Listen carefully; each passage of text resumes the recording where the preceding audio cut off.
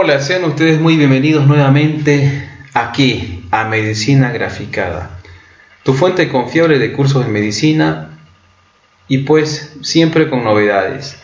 Hoy un enigma va a ser descubierto al fin, el nervio trigémino que tanto les cuesta, que tanto sufren, pues hoy llega el regocijo, la solución a sus problemas. Un saludo cordial a todas mis amistades de la Universidad Autónoma Gabriel René Moreno y pues a los que están padeciendo hoy día en anatomía, a los que cursan el primer año, ¿no?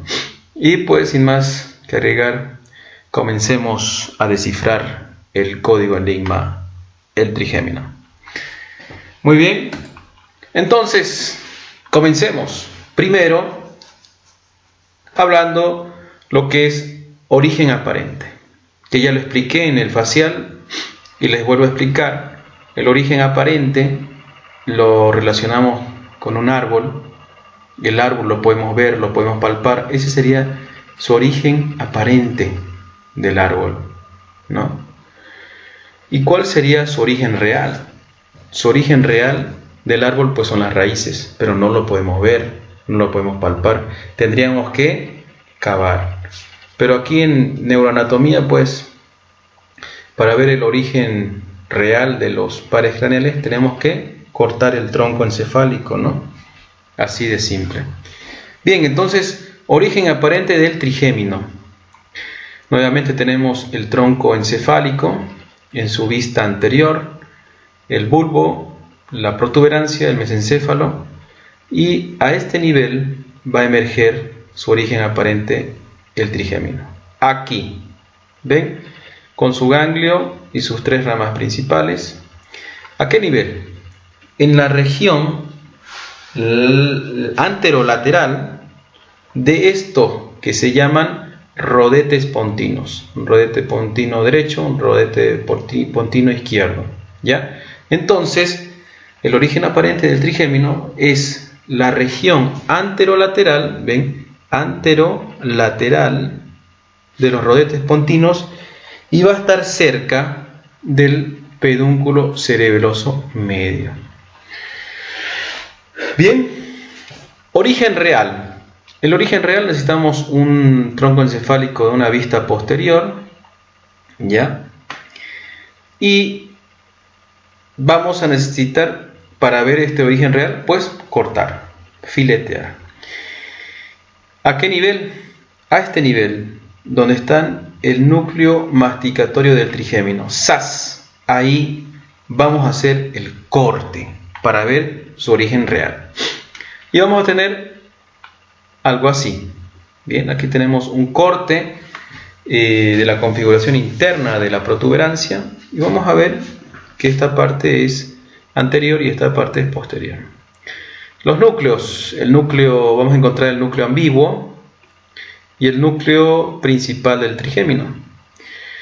Y estos núcleos van a mandar sus fibras para formar el trigémino, ¿no? El núcleo principal del trigémino va a mandar sus fibras aferentes, porque van a ingresar ya hacia adentro, de afuera hacia adentro, sus fibras al nervio oftálmico, al nervio maxilar y al nervio mandibular. Bien, sus fibras del núcleo principal del trigémino, que estos son los que van a percibir la sensibilidad general, ¿no? Y el núcleo ambiguo, que va a dar su fibra motora, ¿a qué nervio? Al nervio mandibular. Entonces el nervio mandibular tiene doble inervación, sensitiva y motora. En cambio, la maxilar y la oftálmica solo son sensitivas. Funciones. El núcleo ambiguo del trigémino pues va a inervar los músculos masticadores, que ya los conocen, que es el temporal, el macetero, pterigoideo interno y pterigoideo externo, al músculo digástrico, pero en su vientre anterior, al músculo miloioideo o piso de la boca, al músculo tensor del tímpano, o músculo del martillo que se encuentra en la caja timpánica, en el oído medio, y al músculo tensor del velo del paladar. Bien, y el núcleo principal del trigémino, pues, va a tener la función de sensibilidad general. ¿De qué lugar exactamente? De la cara. Sensibilidad general, o sea, va a percibir tacto, va a percibir dolor y temperatura de la cara. Bien, ahora ya vimos su origen real, vimos su origen aparente, ahora veamos sus ramas. Ahí tenemos el ganglio de Gasser, ya el ganglio de Gasser o ganglio de trigémino, que va a dar sus tres ramas principales: el nervio oftálmico, el nervio maxilar y el nervio mandibular. Vamos a comenzar por arriba. El nervio oftálmico va a dar las siguientes ramas antes de ingresar a esta fisura orbitaria superior, que sería el nervio o fibra comunicante, ya rama comunicante.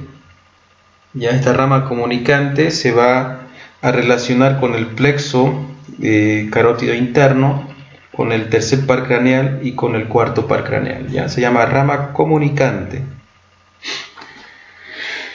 Luego vamos a tener lo que son las ramas colaterales meningias, ya ramas colaterales meningias. Una de ellas se llama rama tentorial, ya, o también llamado clásicamente como nervio recurrente de Arnold. Bien, ahora veamos sus tres fibras principales de este nervio oftálmico que van a ingresar por la fisura orbitaria superior, o llamada también hendidura esfenoidal, ya que son las siguientes: el nervio nasal o nervio nasociliar, el nervio frontal y el nervio lagrimal. Estos tres pasan por la fisura orbitaria superior o hendidura esfenoidal, pero una de estas tres pasa dentro del anillo de Sim, que sería el nervio nasal o nasociliar. Desglosemos el nervio nasociliar, ¿ya? Va a dar ramas colaterales, sí, va a dar una rama ganglionar para el ganglio oftálmico, va a dar un nervio colateral llamado nervio ciliar largo, nervio etmoidal posterior que pasa por el conducto etmoidal posterior, y este nervio nasal o nasociliar va a dar dos ramas terminales, que es la etmoidal anterior y la infratroclear, ¿ya? La infratroclear y la etmoidal anterior. La etmoidal anterior va a pasar por el conducto etmoidal anterior y va a dar dos ramas, nasal externa y la nasal interna. La nasal interna, la que está relacionada con el tabique. Bien, ahora veamos el nervio frontal. El nervio frontal va a dar dos ramas, la supratroclear y la supraorbitaria. La supraorbitaria externa y la supraorbitaria interna son ramas de este nervio supraorbitario. La que va a pasar por el surco supraorbitario del frontal va a ser el supraorbitario lateral. Bien, y este nervio lagrimal, se va a anastomosar con el nervio cigomático. Bien, esos son todas las ramas del nervio oftálmico. Ahora veamos el nervio maxilar. Bien, el nervio maxilar. El nervio maxilar va a pasar por el agujero redondo mayor, pero antes de pasar este agujero va a dar una rama que es la rama meningia media, ¿ya? Nervio meningio medio. Ahora sí va a pasar por el agujero redondo menor y va a dar las siguientes ramas. El nervio cigomático, que es el mismo que se articula aquí con el lagrimal, ya el nervio cigomático, que se va a unir al nervio lagrimal, que es este de aquí, bien, y la unión de estos dos nervios va a dar el nervio temporocigomático y sus ramas lagrimales. El temporocigomático va a dar el cigomático facial y el cigomático temporal. Bien, continuemos con el maxilar. Va a dar el nervio pterigopalatino, que va a dar ramos ganglionares. ¿Para qué ganglio? Para el ganglio esfenopalatino, ¿ya? El ganglio esfenopalatino. Y también va a dar ramas este nervio ptérigo-palatino, que es el orbitario, sus ramas colaterales, el nervio nasal póstero superior, ¿ya? El nervio nasal póstero superior, que pasa por la fisura orbitaria inferior, y el nervio, esta fisura orbitaria inferior también es llamada agujero esfenopalatino, ¿ya? Esfenopalatino. Y este nervio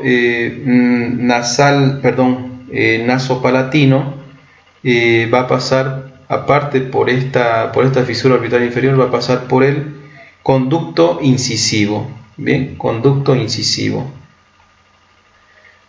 Va a dar la arteria faríngea. Esta arteria faríngea de Bock va a pasar por el conducto palato-vaginal, ¿ya? Conducto palato-vaginal que se encuentra en el esfenoides. Y va a dar también los siguientes ramos, este músculo ptérigo-palatino: el nervio palatino mayor, que pasa por el conducto palatino mayor o anterior; el nervio palatino menor, que pasa por el conducto palatino menor posterior.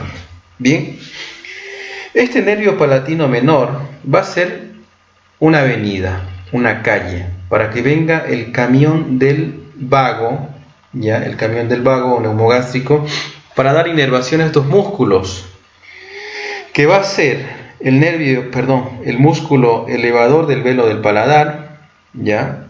El músculo palatogloso, el músculo palatofaringio y el músculo palatoestafilino. Bien, ¿quién inerva estos músculos? Lo inerva el vago, el neumogástrico, pero se presta este nervio del trigémino para llegar a esos músculos. Bien, continuamos. Entonces tenemos también esta rama, que sería la rama alveolar superoposterior, ¿ya? Superoposterior, que va a pasar por el agujero alveolar, ¿ya? Agujeros alveolares en la cara posterior del hueso maxilar, en su cara posterior, o también tuberosidad maxilar. Luego da el maxilar, este nervio maxilar va a dar la alveolar superior media, ¿ya? Y la alveolar superior anterior, ¿ya? Estas tres van a formar el plexo alveolar. Este nervio maxilar va a dar una rama terminal, que es el nervio infraorbitario, y este nervio infraorbitario va a dar las siguientes ramas: una ascendente, que es el nervio palpebral; una descendente, que es el nervio labial; y una medial, que es el nervio nasal. ¿Listo? Bien. Ahora vamos por el nervio mandibular. Que va a pasar por el agujero oval. Bien saben que el nervio mandibular va a pasar por el agujero oval. Y va a dar las siguientes ramas. Va a dar un tronco terminal anterior y un tronco terminal posterior, que son sus ramas terminales. Y estas dos ramas terminales van a dar colaterales también, ¿no?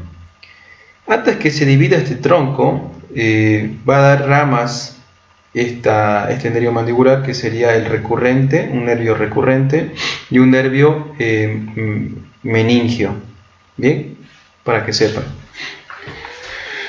Veamos primero el tronco terminal anterior. Este tronco terminal anterior va a pasar por el famoso poro crotafítico bucinador de Hirt, ¿ya? O sus ramas. Puede pasar el tronco o puede pasar sus ramas, que serían las siguientes: el nervio temporomaceterino, ¿ya? El nervio temporomaceterino, que va a dar las siguientes ramas: el nervio maceterino y el nervio temporal profundo posterior. Bien, va a dar el temporal profundo medio, ¿ya? Temporal profundo medio, y el nervio temporobucal, que va a dar, este nervio va a dar los siguientes dos nervios, el nervio bucal y el nervio temporal profundo medio. Vimos que hay tres profundos tiene tres nervios temporales profundos, el posterior, el medio y el anterior. Estos tres nervios van a formar el plexo temporal profundo. Bien, ahora hablemos del tronco terminal posterior. Va a dar una colateral que se llama el nervio o tronco común, que se relaciona con el ganglio óptico, y va a dar tres ramas. Un nervio para el músculo pterigoideo medial, un nervio para el tensor del velo del paladar y un nervio para el martillo de Thor, aunque Thor se enoje. Este nervio tronco común va a dar un nervio para el martillo de Thor. Bien, sin ofender a los Avengers. Mentira. Va a dar un nervio para el músculo del martillo de la caja timpánica del oído medio, también llamado músculo tensor del tímpano. Pero pongo esto para que no se olviden. Bien, continuamos. Va a dar una arteria mira, no lo voy a repetir el video. Va a dar un nervio que es el nervio auriculotemporal. Bien, auriculotemporal, que va a pasar por el famoso ojal retrocondilio de Juvara. Bien, se va a comunicar con el nervio petroso menor del glosofaringio para llegar a la glándula parótida y darle su función parasimpática. Bien, el nervio trigémino aquí solo va a prestar el nervio auriculotemporal, lo va a prestar. Pero el nervio trigémino no va a hacer absolutamente nada en la glándula parótida. El que le va a dar su función a la glándula parótida para exprimirla y sacar saliva va a ser el glosofaringio. Bien. Luego va a dar este tronco terminal posterior, el nervio alveolar inferior, que va a dar dos ramas terminales. Una llamada incisiva y la otra el nervio mentoniano. Son ramas terminales de esta alveolar inferior. Y da colaterales. Un nervio muscular para el músculo miloioideo y el vientre anterior, el digástrico. Un ramo colateral que sería el dentario inferior. Bien. Y el último nervio colateral que va a dar este tronco terminal posterior, pues va a ser el nervio lingual, que, como les comenté, es un nervio prestado para poder llegar a las glándulas submandibular y sublingual. Este nervio es un pasaje, es un camino, una avenida. El camión que va a llevar la información para que estas glándulas se contraigan y produzcan saliva va a ser el facial, mediante su nervio cuerda del tímpano. Y llegamos al fin. Si te gustó el video, pues te invito a que te suscribas al canal, pues voy a subir contenido de asignaturas de medicina. Para que tú seas el primero en ver el video, pues dale a la campanita. Y aquí te dejo mis redes sociales para que puedas ver más información de medicina. Y ahí puedes observar mi guía, que elaboré con tanto cariño, con tanto esmero.